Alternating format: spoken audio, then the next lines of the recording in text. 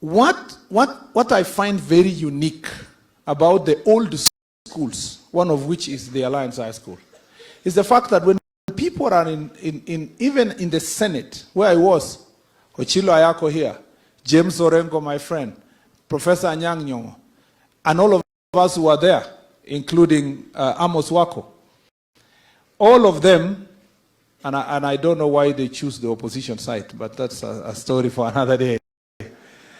But all of them always found their high school as a point of reference.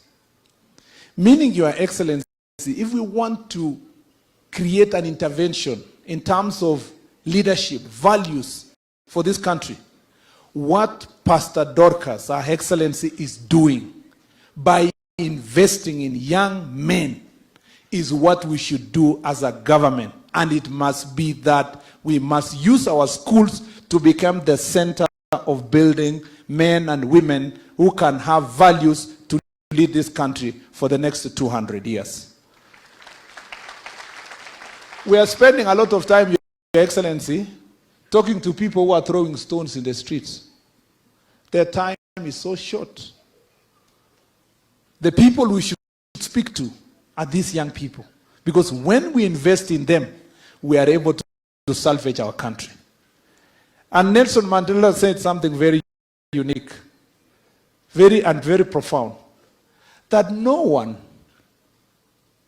is born to hate.